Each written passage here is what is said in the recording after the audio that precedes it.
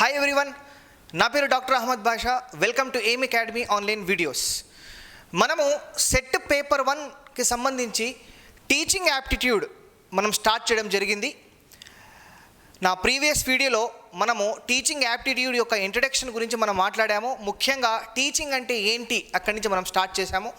మన teaching aptitude సిలబస్లో first topic ఏదైతే ఉందో కాన్సెప్ట్, దాని గురించి మనము ఎస్టర్డేస్ క్లాస్లో డిస్కస్ చేయడం జరిగింది. ఈరోజు వీడియోలో మనము ఆ కాన్సెప్ట్కి సంబంధించిన అంశాలన్నింటినీ కంప్లీట్ చేసి మన నెక్స్ట్ కాన్సెప్ట్ అయిన ఆబ్జెక్టివ్స్ ఆఫ్ టీచింగ్కి వెళ్ళిపోతాం.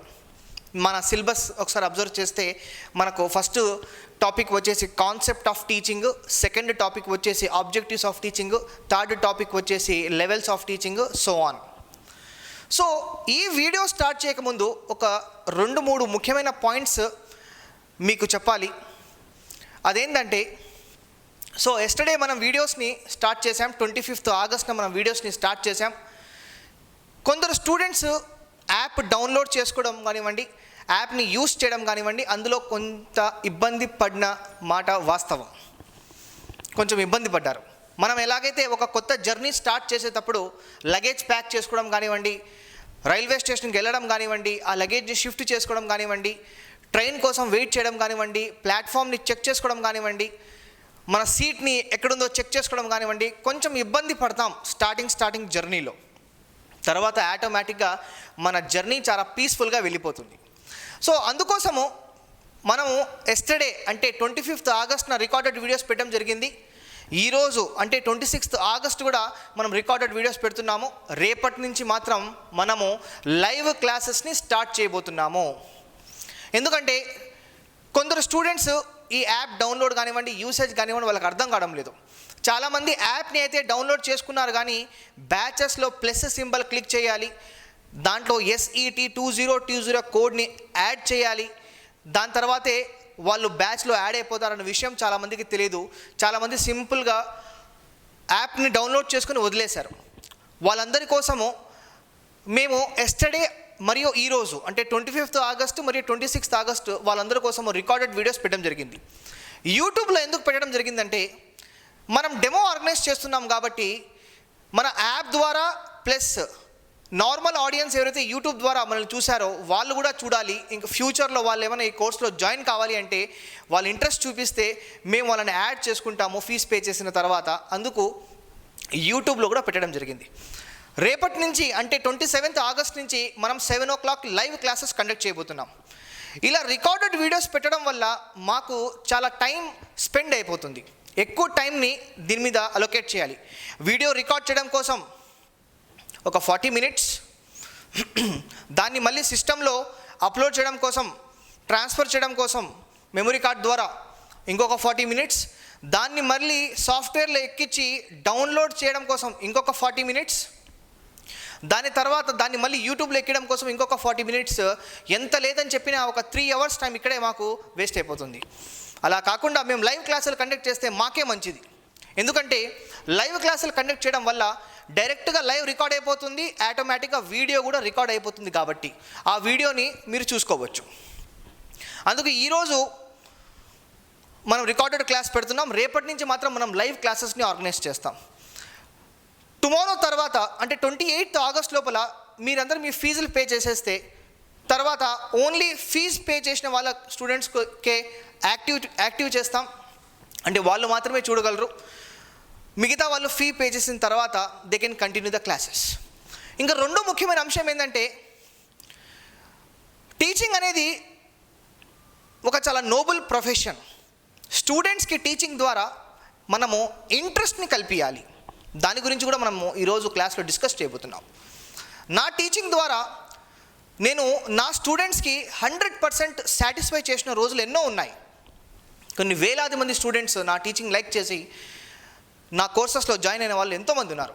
వై? బికాజ్ నేను స్టూడెంట్స్కి నా ఓన్ లాంగ్వేజ్లో, హ్యూమరస్ లాంగ్వేజ్లో జోకులు వేస్తూ కానివ్వండి, సబ్జెక్ట్ చెప్తూ కానివ్వండి, రియల్ లైఫ్ ఎగ్జాంపుల్స్ చెప్తూ కానివ్వండి, స్టోరీస్ చెప్తూ కానివ్వండి, ఎక్స్ప్లెయిన్ చేస్తూ కానివ్వండి, వాళ్ళకి సబ్జెక్ట్ని వాళ్ళ మైండ్లో ఎలా తిరిగి వాళ్ళకి అర్థమయ్యే విధంగా నేను క్లాస్ చెప్తాను. కాబట్టి అందులో మధ్యలో కొన్ని జోకులు కూడా వేయడం 100% కరెక్ట్. ఎందుకంటే టీచింగ్ మెథడాలజీలో ఇది కూడా ఒక ప్రాసెసే.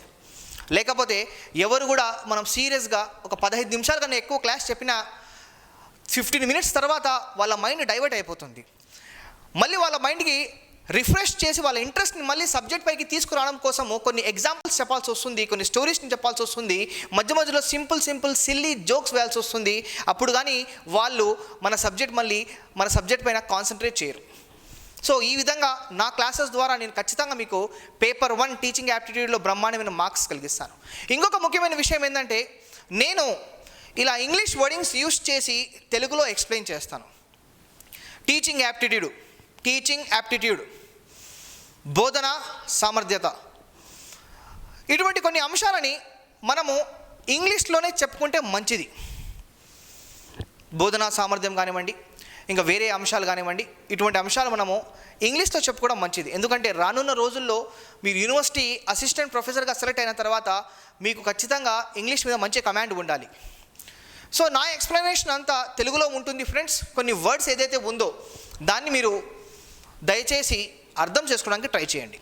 రీసెర్చ్ పరిశోధన, ఇంట్రెస్ట్ ఆసక్తి, ఇటువంటి కొన్ని అంశాలని మీరు అర్థం చేసుకోవడానికి ట్రై చేయండి.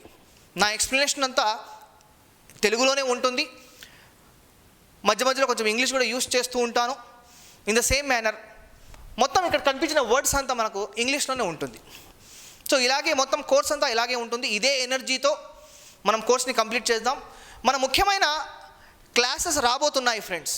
ఏంటంటే మనము బిట్ వైజ్ ఎక్స్ప్లెనేషన్ చేయబోతున్నాము. అది చాలా చాలా ఇంపార్టెంట్. థియరిటికల్గా మీకు అర్థమవుతుంది subject, but as well as మనం ఎగ్జామినేషన్ పాయింట్ ఆఫ్ వ్యూలో ఏ రకమైన బిట్స్ అడుగుతారు, ప్రీవియస్ క్వశ్చన్ పేపర్స్ నుంచి బిట్స్ తీసుకోవడం కానివ్వండి, మనం తయారు చేసిన బిట్స్ తీసుకోవడం కానివ్వండి, దాని గురించి మనం ఎక్స్ప్లెయిన్ చేస్తాము.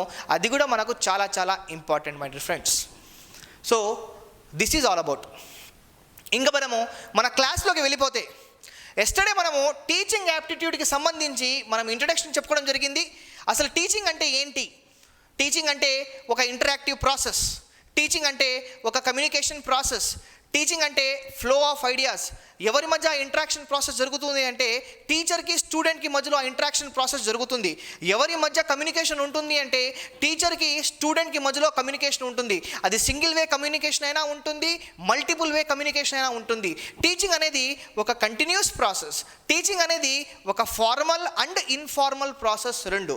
టీచింగ్ అనేది ఒక ఇంప్రూవ్మెంట్ ప్రాసెస్. టీచింగ్ అనేది మెజరబుల్. సో దీనికి సంబంధించిన అంశాలు మనం ఎస్టర్డేస్ క్లాస్లో డిస్కస్ చేయడం జరిగింది. టీచింగ్ అంటే ఒక కంట్రోల్డ్ యాక్టివిటీ, ఒక ప్లాన్డ్ యాక్టివిటీ.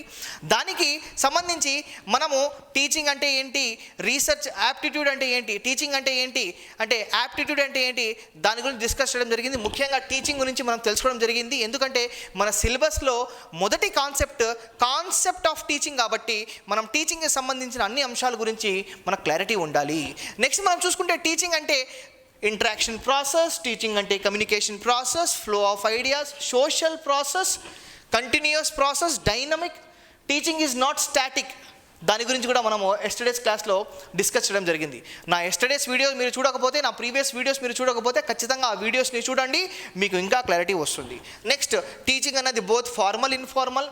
టీచింగ్ అన్నది ఒక కంట్రోల్డ్ ప్రాసెస్, టీచింగ్ అన్నది ఒక ప్లాన్డ్ ప్రాసెస్, టీచింగ్ అన్నది ఒక ఇంప్రూవ్మెంట్ ప్రాసెస్, అండ్ టీచింగ్ అన్నది ఒక మెజరబుల్. టీచింగ్ ఎలా మెజర్ చేస్తారంటే స్టూడెంట్ని క్వశ్చన్స్ అడిగి టీచర్ యొక్క టీచింగ్ని మెజర్ చేస్తారు. టీచర్ని క్వశ్చన్స్ అడిగి టీచర్ యొక్క నాలెడ్జ్, టీచర్ యొక్క టీచింగ్ కూడా మనం మెజర్ చేయొచ్చు. నెక్స్ట్ మనం చూసుకుంటే మనము టీచింగ్కి ట్రైనింగ్కి డిఫరెన్స్ మనం తెలుసుకోవడం జరిగింది. ట్రైనింగ్ అన్నది టీచింగ్లో ఒక భాగం, లర్నింగ్ అన్నది టీచింగ్లో ఒక భాగం. మనకు ముందు టీచింగ్ కంప్లీట్ అయితేనే మనము ట్రైనింగ్కి వెళ్ళగలము. టీచింగ్ అన్నది లాంగ్ టర్మ్, ట్రైనింగ్ అన్నది షార్ట్ టర్మ్. దీని గురించి కూడా మనము తెలుసుకోవడం జరిగింది. దాంతోపాటు మనము టీచింగ్కి లర్నింగ్కి ఏంటి డిఫరెన్స్ అని చెప్పామో, లర్నింగ్ అన్నది టీచింగ్ యొక్క అవుట్కమ్. లర్నింగ్ అన్నది టీచింగ్ యొక్క outcome. In the same manner ఎడ్యుకేషన్కి టీచింగ్కి డిఫరెన్స్ ఏంటని చెప్పామో, ఎడ్యుకేషన్ అన్నది ఒక పెద్ద అంబ్రెల్లా, దాని కింద టీచింగ్ వస్తుంది, ఆ టీచింగ్ కింద మళ్ళీ లర్నింగ్ వస్తుంది, ట్రైనింగ్ వస్తుంది.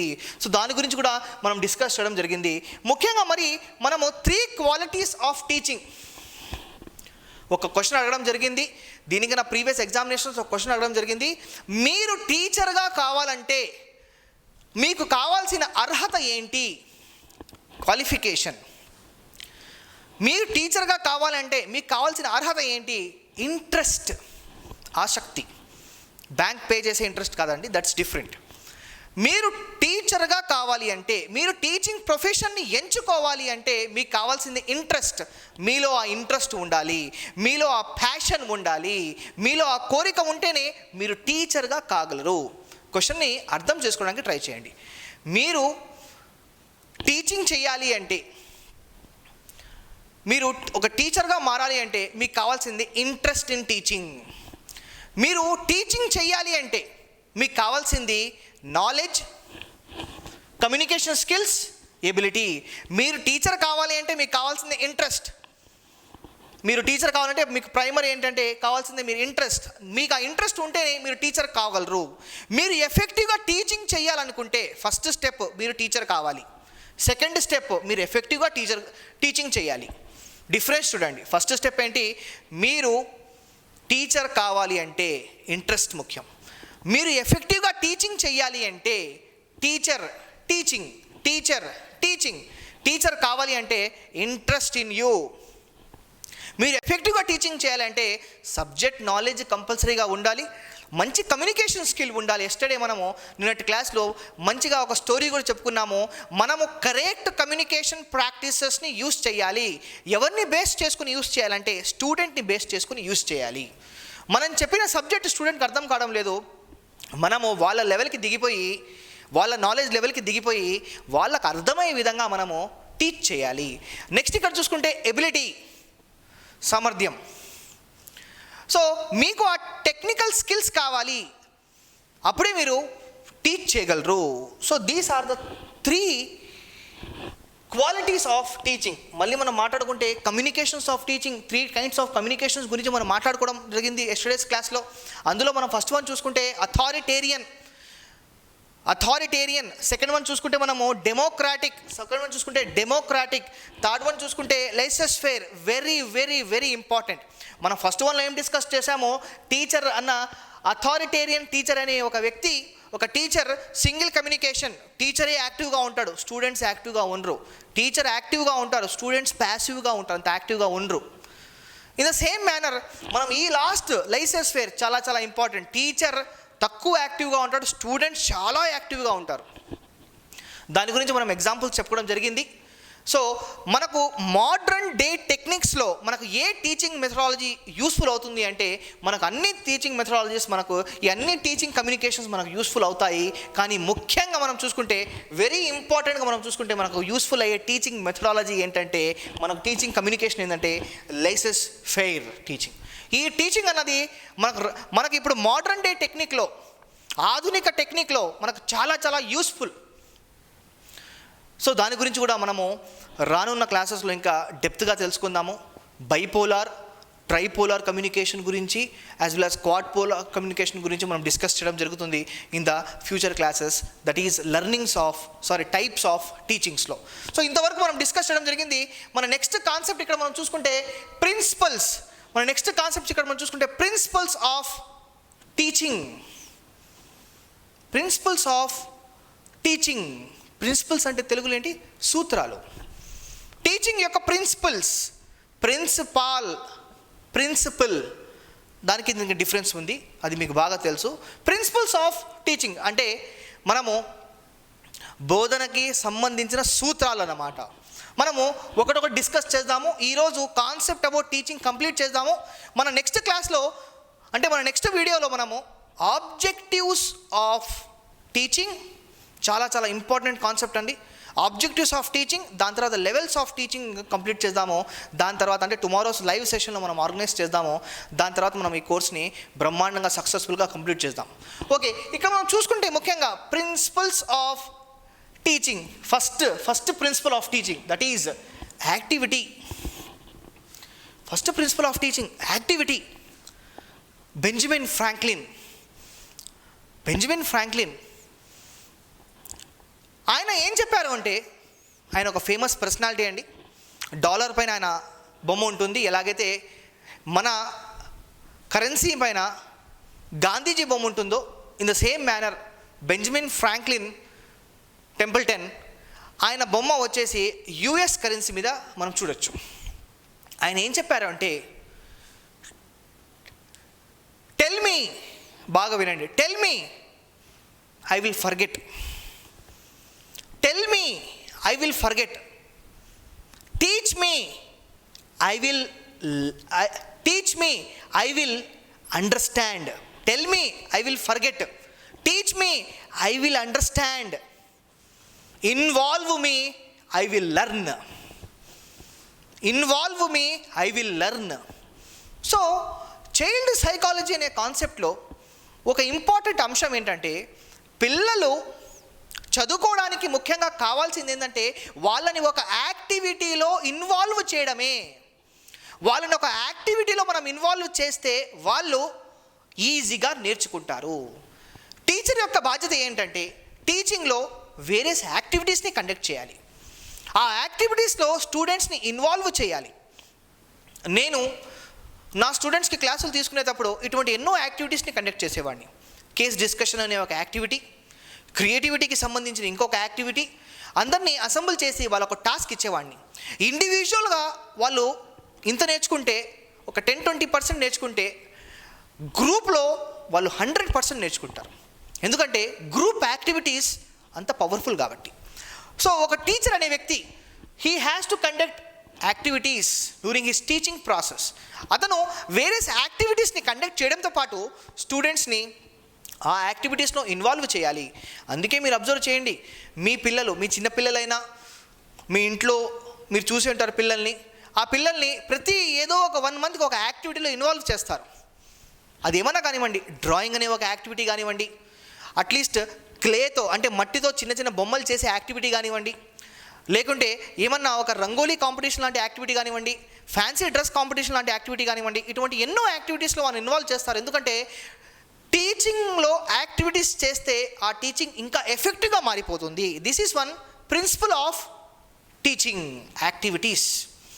లైక్ ఫ్రాంక్లిన్ టెంపుల్టన్, ఆయన ఏం చెప్పారంటే, ఇందాక మనం డిస్కస్ చేసాం చూసారా, tell me I will forget, నాకు చెప్పండి నేను మర్చిపోతాను, teach me I will remember, involve me I will learn. నాకు చెప్పండి నేను మర్చిపోతాను, నాకు టీచ్ చేయండి నేను గుర్తుపెట్టుకుంటాను, నన్ను ఇన్వాల్వ్ చేయండి, యాక్టివిటీస్లో ఇన్వాల్వ్ చేయండి, నేను లెర్నింగ్ స్టార్ట్ చేస్తాను, నా లైఫ్ లాంగ్ ఆ లెర్నింగ్ ఉంటుంది, నాకు ప్రాసెస్ స్టార్ట్ అవుతుంది. ప్రపంచ ప్రఖ్యాతిగాంచిన బిల్ గేట్స్, ఎవరైతే మైక్రోసాఫ్ట్కి అధినేత, ఆయన ఏం చెప్పారంటే, నేను ఒక టఫ్ జాబ్ అంటే ఒక కఠినమైన ఉద్యోగాన్ని, ఒక కఠినమైన యాక్టివిటీని ఏం చేస్తానంటే ఒక లేజీ పర్సన్కి ఇచ్చేస్తాను. నేను ఒక కఠినమైన యాక్టివిటీని, ఒక టఫ్ జాబ్ని, ఒక టఫ్ యాక్టివిటీని ఒక లేజీ పర్సన్కి ఇచ్చేస్తాను. ఎందుకంటే ఆ లేజీ పర్సన్ దాన్ని ఎంత త్వరగా సాల్వ్ చేయాలో అతను గ్రూప్ ద్వారా సాల్వ్ చేసేస్తారు. అంటే యాక్టివిటీలో ఇన్వాల్వ్ చేయడం కానివ్వండి. అందుకే టుగెదర్ ఇన్ టీమ్స్ మనం ఇంకా బ్రహ్మాండంగా వర్క్ చేస్తామని చెప్పేసి ఒక టీం వర్క్లో ఒక సామెత కూడా ఉంది. నెక్స్ట్ మనం చూసుకుంటే ప్రిన్సిపల్ ఆఫ్ ఇంట్రెస్ట్, ఆసక్తి. స్టూడెంట్స్లో ఆ ఇంట్రెస్ట్ని జనరేట్ చేసే బాధ్యత టీచర్ది. అతని టీచింగ్ ద్వారా స్టూడెంట్లో ఆ ఇంట్రెస్ట్ని జనరేట్ చేయాలి. మీరు ఈ కోర్స్ చేయడం వల్ల రానున్న రోజుల్లో మీరు ఖచ్చితంగా ఇటువంటి జాబ్ని మీరు సాధించగలరు. మీరు ఈ సబ్జెక్ట్ మీద మంచి గ్రిప్ తెచ్చుకోవడం వల్ల మీరు రానున్న రోజుల్లో డాక్టర్ కాగలరు. మీరు ఒక సబ్జెక్ట్లో మంచి గ్రిప్ తెచ్చుకుంటే మీరు రానున్న రోజుల్లో ఐఐటి ఒలింపియాడ్కి సెలెక్ట్ అవుతారు. మీరు ఈ సబ్జెక్ట్ మీద మంచి గ్రిప్ తెచ్చుకుంటే రానున్న రోజుల్లో మీకు చాలా పెద్ద మల్టీనేషనల్ కంపెనీలో జాబ్ వస్తుంది. మీరు ఈ సబ్జెక్ట్లో ప్రొఫిషియన్సీ తెచ్చుకుంటే రానున్న రోజుల్లో మీరు ఖచ్చితంగా యూనివర్సిటీ ప్రొఫెసర్గా జాబ్ని సాధించగలరు. ఇంట్రెస్ట్ డెవలప్ చేయడం. మనం కూడా మన ప్రీవియస్ వీడియోలో కానివ్వండి, ఇంకా రానున్న వీడియోస్లో కానివ్వండి, మిమ్మల్ని ఆల్వేస్ మోటివేట్ చేస్తుంటాం. మీరు ఈ కోర్స్ని ఒక నార్మల్ కోర్స్గా కాకుండా మీ భవిష్యత్తుగా, ఈ భవిష్యత్తులో మీకు రాబోయే అడ్వాంటేజెస్ని మైండ్లో పెట్టుకొని ఈ కోర్స్ని మీరు కంప్లీట్ చేసుకోండి. మీరు ఇంత చిన్న సైజు ఉన్న లడ్డు గురించి ఆలోచిస్తున్నాను, కానీ మీలో కొందరు ఇదే సైజు ఉన్న డైమండ్ గురించి ఆలోచిస్తున్నారు. వ్యత్యాసం చూడండి. ఈ సైజు లడ్డు గురించి ఆలోచించదండి, ఇదే సైజు డైమండ్ గురించి ఆలోచించండి. ఇప్పుడు మీరు ఈ కోర్స్ ఏదైతే చేస్తున్నారో ఇది ఈ సైజు లడ్డు. రానున్న రోజుల్లో మీకు వచ్చే బెనిఫిట్స్ అదే సైజులో ఉన్న డైమండ్. సైజులు రెండు ఒకటే అని చెప్పేసి మీరు దాని మధ్య డిఫరెన్స్ తెలుసుకోకపోతే మీకే కష్టం. సో రానున్న రోజుల్లో, రానున్న ఫ్యూచర్లో మీకు కలిగే అడ్వాంటేజెస్ కానివ్వండి, మీకు కలిగే రిప్యుటేషన్ కానివ్వండి, ఈ కోర్స్ ద్వారా మీరు ఖచ్చితంగా అది యూస్ చేసుకోవచ్చు. రోజుకి ఒక 2.5 అవర్ టైం పేపర్ 1 కోసం మీరు స్పెండ్ చేస్తే 100% నేను అష్యూరెన్స్ ఇస్తున్నాను, ఎగ్జాక్ట్లీ 3 months లోపలే మనం ఈ కోర్స్ని సక్సెస్ఫుల్గా కంప్లీట్ చేద్దాం. మిగతా మీరు 5 hours కానివ్వండి, 6 hours కానివ్వండి, మీ పేపర్ 2 పైన కాన్సన్ట్రేట్ చేయండి. Combination of both paper 1, paper 2 marks combine చేస్తే మీకు బ్రహ్మాండమైన స్కోర్ వస్తుంది. మీరు ఫ్యూచర్లో చాలా గవర్నమెంట్ జాబ్స్కి ఎలిజిబుల్ అవుతారు. ఆ ఇంట్రెస్ట్ని డెవలప్ చేసే బాధ్యత కూడా teaching. Next, linking with life. Linking with life అంటే మోటివేషనల్ ఇన్సిడెంట్స్ చెప్పే విషయం. మోటివేషనల్ ఇన్సిడెంట్స్ చెప్పే విషయం, రియల్ లైఫ్ టైమ్ స్టోరీస్. మనం చూసుకుంటే మన గ్రేట్ పర్సనాలిటీస్ ఏదైతే ఉన్నారో ఆ పర్సనాలిటీస్ గురించి చెప్పే స్టోరీస్, మోటివేట్ చేసే stories. Mother Teresa, Mahatma Gandhi, Vivekananda, Swami Vivekananda, Abdul Kalam. మనం చూసుకుంటే ఇంకా ఎంతోమంది ఇటువంటి గ్రేట్ పర్సనాలిటీస్ ఏదైతే ఉన్నారో వాళ్ళ లైఫ్ స్టోరీస్ని చెప్పి స్టూడెంట్స్ని మోటివేట్ చేసే బాధ్యత కూడా టీచర్దే, టీచింగ్ ద్వారా. నెక్స్ట్ మనము teaching principle of definite aim. So ఈ సబ్జెక్ట్ ఓరియంటెడ్ టీచింగ్ ద్వారా ఒక డెఫినెట్ ఎయిమ్ని కూడా మనం ఎస్టాబ్లిష్ చేయొచ్చు. So this is your aim, you have to focus that. Next మనం చూసుకుంటే principles of selection, selecting the right material, selecting the right student, selecting the right assignment, selecting the right questions and giving the right selection of topics. So ఇవన్నీ మనకు right selection మనకు టీచింగ్లో వస్తాయి, principles of టీచింగ్లో వస్తుంది. ఇప్పుడు ఒక 3-4 రోజుల నుంచి నాకు చాలామంది స్టూడెంట్స్ ఫోన్ చేయడం జరిగింది. Material selection of material, sir ఏ మెటీరియల్ని యూజ్ చేయాలి? నేను అందరికీ ఇదే మాట చెప్పాను, మీరు ఒక మెటీరియల్కి కన్ఫైన్ చేయొద్దండి. మీ టార్గెట్ సెట్ ఎగ్జామినేషన్ కాదండి, మీ టార్గెట్ నెట్ ఎగ్జామినేషన్ కాదండి, మీ target degree college lecturer job, మీ టార్గెట్ యూనివర్సిటీ ప్రొఫెసర్ జాబ్, మీ టార్గెట్ రానున్న రోజుల్లో పడే యూనివర్సిటీ అసిస్టెంట్ ప్రొఫెసర్ జాబ్, రానున్న రోజుల్లో పడే గవర్నమెంట్ జాబ్స్. మీరు మెటీరియల్ చదివి, ఒక సింగిల్ మెటీరియల్ చదివి మీరు ఈ ఎగ్జామినేషన్ అటెంప్ట్ చేస్తే మేబీ ఒక 5-6% ఛాన్సెస్ ఉండొచ్చు మీరు క్వాలిఫై అయిపోయేలాగా. కానీ మీరు ఒక్కొక్క సబ్జెక్ట్కి 2-3 టెక్స్ట్ బుక్స్ రెఫర్ చేసి ఒక స్టాండర్డ్ గ్రిప్ మెయింటైన్ చేస్తే రానున్న డిగ్రీ కాలేజ్ పొజిషన్స్ కానివ్వండి, యూనివర్సిటీ అసిస్టెంట్ ప్రొఫెసర్స్ కానివ్వండి, ఎగ్జామినేషన్స్ బేస్డ్ కాంపిటేటివ్ ఎగ్జామినేషన్స్ అన్నీ మీరే సొంతం చేసుకోవచ్చు. ఆలోచించండి. Selecting the right material, selecting the right questions is also one principle of teaching. Planning, మనం ఎస్టర్డేస్ క్లాస్లో డిస్కస్ చేశామో ప్లానింగ్. ఎప్పుడైతే యూనివర్సిటీస్ నుంచి ఒక కమిటీస్ వస్తారో దాన్ని ఫ్యాక్ట్ ఫైండింగ్ కమిటీ అంటారండి. యూనివర్సిటీస్ నుంచి fact finding committee, all India council of technical education అక్కడి నుంచి committees, national board of accreditation అక్కడి నుంచి కమిటీసు, యూనివర్సిటీ గ్రాంట్స్ కమిషన్ అక్కడి నుంచి కమిటీసు, వీళ్ళందరూ వస్తారు. నాక్, national assessment and accreditation council అక్కడి నుంచి కమిటీస్ వచ్చిన తర్వాత మీ కాలేజ్కి ఎన్బిఏ అక్రిడేషన్ కానివ్వండి, నాక్ అక్రిడేషన్ కానివ్వండి, ఆ ప్రాసెస్లో మీరు ఏ సబ్జెక్ట్ అయితే డీల్ చేస్తారో ఆ సబ్జెక్ట్కి సంబంధించిన మొత్తం లెసన్ ప్లాన్స్ చూపియండి అంటారు. అంటే ఏంటంటే మీరు ఈ సబ్జెక్ట్ని డీల్ చేస్తున్నారో ఎలా డీల్ చేశారో, మీరు ఒక 60 to 70 క్లాసెస్ డీల్ చేయాలనుకున్నారు. ఫస్ట్ డే ఏ టాపిక్ని డీల్ చేయబోతున్నారు, సెకండ్ డే ఏ టాపిక్ని డీల్ చేశారు, థర్డ్ డే ఏ టాపిక్ని డీల్ చేశారు, ఎగ్జామినేషన్ ఎప్పుడు పెట్టారు, ఒక చాప్టర్ కంప్లీట్ కావడం కోసం మనకు ఎన్ని క్లాసులు కావాలి. ఇప్పుడు ఉదాహరణకు తీసుకుంటే మనం టీచింగ్ యాప్టిట్యూడ్ అనే ఈ సబ్జెక్ట్ని కంప్లీట్ చేయాలి అంటే మనకు 10 to 15 క్లాసెస్ మధ్యలో కావాలి. రీసెర్చ్ యాప్టిట్యూడ్ కంప్లీట్ చేయాలంటే 10 to 12 క్లాసెస్ కావాలి. కాంప్రహెన్షన్ కంప్లీట్ చేయాలంటే 1 or 2 క్లాసెస్ చాలు. కమ్యూనికేషన్ కవర్ చేయాలంటే ఒక 6-7 క్లాసెస్ కావాలి. Mathematical ability and reasoning complete చేయాలంటే మనకు ఖచ్చితంగా 15 క్లాసులు కావాలి. చాలా ఇంపార్టెంట్ కాన్సెప్ట్ కాబట్టి. ఇంకా లాజికల్ రీజనింగ్ కంప్లీట్ చేయాలంటే మనకు అందాజగా ఒక 8 క్లాసెస్ కావాలి. In the same manner data interpretation కానివ్వండి ఒక 5-6 క్లాసెస్ కావాలి. In the same manner information and communication technology ఒక 5-6 క్లాసెస్ కావాలి. Next people development environment complete చేయడం కోసము ఒక 10 to 15 క్లాసెస్ కావాలి. Last but not the least higher education system complete చేయాలంటే మనకు ఖచ్చితంగా 15 క్లాసులు కావాలి. ఇది ఒక లెసన్ ప్లాన్. మధ్య మధ్యలో కొన్ని రోజులు మనం హాలిడేస్ కూడా ఇచ్చే అవకాశం ఉంది. లైక్ దివాళీ ఉంది రానున్న రోజుల్లో, ఇంకా వేరే పండుగలు ఏమైనా ఉంటే మనం అప్పుడు కూడా కొన్ని హాలిడేస్ని ఇస్తాము. ఇవన్నీ ఒక వారం 10 రోజులు ఇలా హాలిడేస్ని తీసేసిన తర్వాత ఎగ్జాక్ట్లీ మనం 90 డేస్లో 90 డేస్ ఇంకా మనకి ఎక్స్ట్రా కొన్ని అవర్స్ 120-130 అవర్స్ వెళ్ళిపోతుంది. అప్పుడు మనం మొత్తం సిలబస్ని కంప్లీట్ చేయొచ్చు. ఇది ఒక ప్లానింగ్. ఈ క్లాస్లో ఈ యాక్టివిటీని చేయాలి. మన అకాడమిక్ ఇయర్లో మనము ఈ యాక్టివిటీని చేయాలి. Teaching is also a planned action. Next మనం చూసుకుంటే principle of division of work, allocation of responsibilities to all.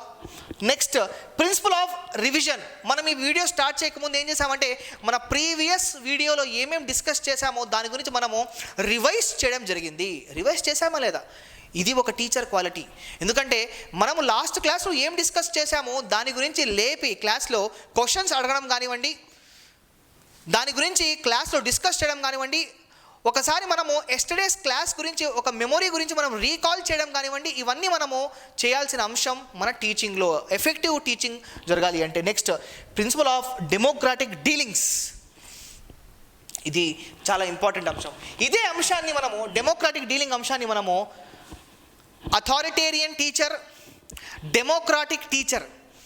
మళ్ళీ చెప్తున్నాను ఫ్రెండ్స్, మన రియల్ లైఫ్లో మనం ఒక అథారిటేరియన్ టీచర్ రోల్ని కూడా ప్లే చేయాలి, మనం ఒక డెమోక్రాటిక్ టీచర్ రోల్ని కూడా ప్లే చేయాలి, ఒక లైసెన్స్ ఫేర్ టీచింగ్ రోల్ని కూడా మనం ప్లే చేయాలి.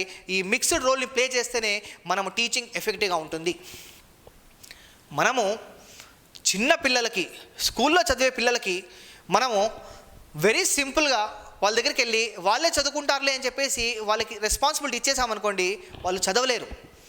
వాళ్ళని మనం చదివిపియాలి, వాళ్ళని కూర్చోబెట్టి మనము డ్రిల్ చేపియాలి, అంటే బట్టి పట్టియాలి. దాన్ని ఏమంటారంటే మెమొరీ బేస్డ్ టీచింగ్ అంటాము. దాన్ని మనము రానున్న క్లాసెస్లో, రానున్న వీడియోస్లో దాని గురించి డిస్కస్ చేద్దాం. బట్టి పట్టడం, మెమొరీ బేస్డ్ టీచింగ్ రానున్న క్లాసెస్లో మనం డిస్కస్ చేద్దాము. డ్రిల్ చేపించడం కానివ్వండి, దాని గురించి మనం డెప్త్గా రానున్న క్లాస్లో డిస్కస్ చేద్దాం. So in the same manner మనం ఒక అథారిటేరియన్ టీచర్ రోల్ని కూడా ప్లే చేయాలి, డెమోక్రాటిక్ టీచర్ రోల్ని కూడా ప్లే చేయాలి. దాని అర్థమే principle of democratic dealings. Next ఇక్కడ మనం చూసుకుంటే ప్రిన్సిపల్స్ ఆఫ్